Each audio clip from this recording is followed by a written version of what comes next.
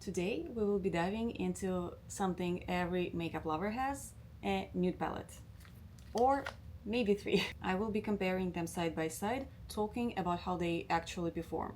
Hello YouTube, my name is Vesta and I'm a student in a beauty academy working towards my professional certification as a makeup artist. Here on this channel I share with you what I learned, my mistakes, observations and hopefully progress. Stay with me if you would like to learn a thing or two about beauty. The first one is Anastasia Beverly Hills Soft Glam. This palette has a luxury price point and is famous for its formula. This one is e.l.f, drugstore friendly and very easy to combine.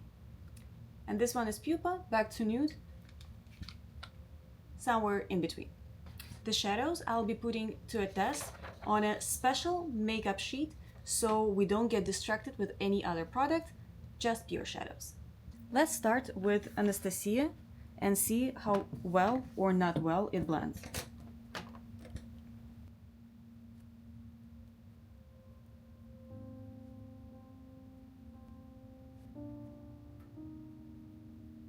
Right away you can see why this palette has such a reputation.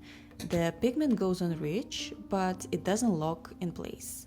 It actually moves under the brush, melts into the next shade, and creates a really smooth transition. That comes down to balance. A good shadow isn't just pigment, it's a formula where everything works together. You've got pigments for color, fillers to smooth the texture, binders to help it stick, and sleep agents like dimethicone or silica that give that buttery glade. And then there is the technical side, the milling and pressing. Anastasia shadows are finely milled and softly pressed, so your brush picks up just the right amount of product. Not too much, not too little. So here you get intensity and blendability. It's the synergy of all those ingredients and processes working together, and that's what sets this palette apart. Next up is Pupa. The experience here is different. These shades blend easily and you can mix them together without a fight. But to get real color payoff, you need to go back in and build layer after layer. This has to do with the pigment load.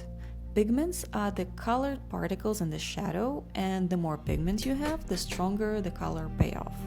The less pigment, the sheerer the effect. Brands sometimes do this intentionally. A lower pigment load can make a palette more beginner-friendly. You're less likely to go overboard and blending is easier because you're not moving around a block of pure color. But the trade-off is intensity. You'll need more product and more time if you want a dramatic look. So Pupa is all about soft, buildable color, perfect if you love subtle everyday eyes, but if you want bold, in one swipe, this isn't the palette for you. And finally, e.l.f. Now this one gives me strong color right away, the pigment is not the issue at all. But the moment I try to blend, the shadow just doesn't want to move. It grabs onto the paper and stays there. That's because of fillers. Fillers like talc or mica are added to balance pigments. They create a smoother texture, making blending easier and help the color diffuse gradually instead of sticking in one spot. If you don't have enough filler, you get exactly what we see here. Strong color, but it's hard to soften or transition. On the flip side, too many fillers can make a shadow chalky or dusty. So, e.l.f. nailed the pigment, but didn't give enough filler support, which makes the palette more stubborn to work with.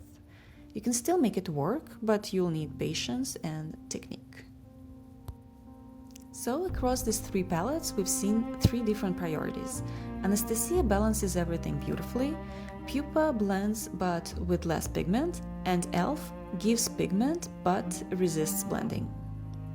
And that's the beauty of understanding formula. Once you know what affects payoff and blendability, you can choose the palette that matches your style whether you want effortless soft look, bold intensity, or a professional balance of both. Let's summarize what we got here. This side is Anastasia Beverly Hills. The pigment is quite intense and it was easily blendable. I spent the least time blending this one and the result is quite nice. This palette is Pupa. It was also very blendable, easy to work with. However, I put much more product here and I worked more on this eye. Here we see e.l.f. palette. The good thing about palette is that it's very pigmented. Even a little bit was absolutely enough for a bright color. The blendability of this palette is really challenging.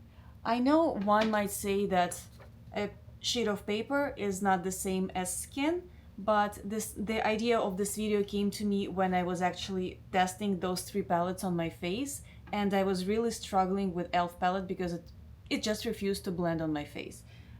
I decided to run an experiment on a makeup sheet, and it just proves my point. Actually, this is a trick a lot of makeup artists use when they are practicing and training. You can do it on a paper, which is not the same as face, but it still gives you an idea.